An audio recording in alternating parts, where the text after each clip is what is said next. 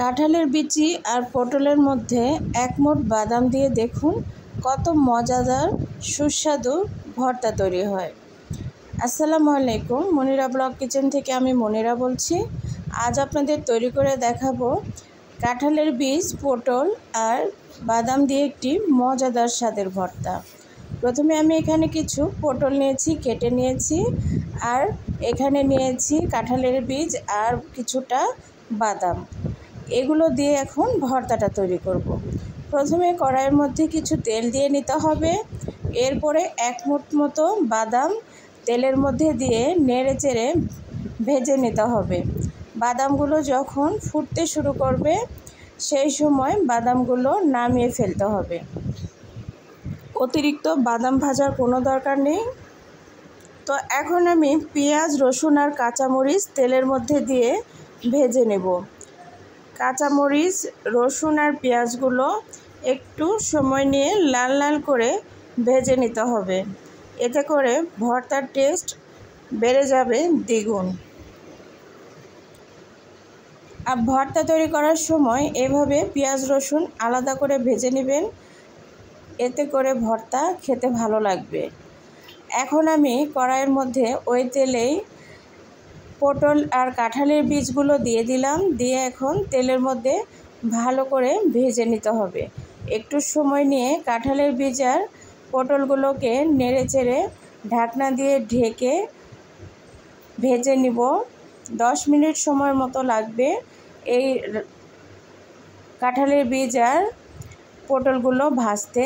তো এখন আমি এখানে লবণ আর হলুদ দিয়ে দিলাম।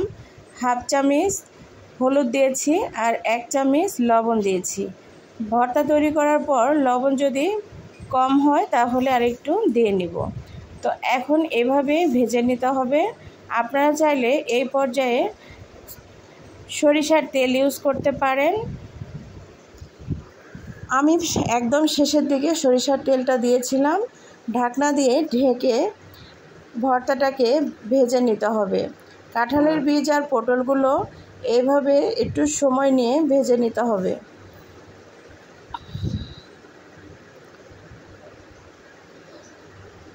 ভালোভাবে ভর্তার জন্য এই কাঁঠালের বীজ আর পটলগুলো ভেজে নেওয়া কিন্তু খুব জরুরি।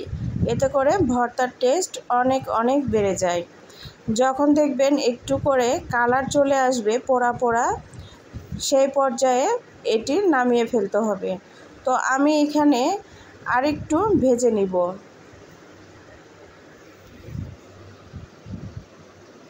এখন দেখুন এখানে কি করছি, সে যে আগে থেকে ভেজে রাখা পেঁয়াজ, রসুন, কাঁচামরিচ আর বাদামগুলো কড়াইয়ের মধ্যে দিয়ে দিলাম। দিয়ে সবগুলো উপকরণ আর একটু সময় নিয়ে ভেজে নিতে হবে এইভাবে।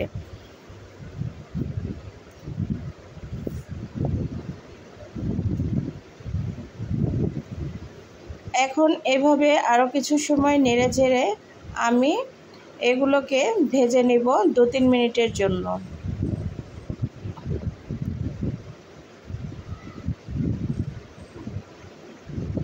আমার একদম ভাজা কমপ্লিট। এখন চুলাটাকে বন্ধ করে সবগুলো উপকরণ এখন আমি একটা প্লেটের মধ্যে উঠিয়ে ঠান্ডা করে নিয়েছি আর ব্লেন্ডারে বেটে নিয়েছি। দেখুন কতটা লোভনীয় হয়েছে।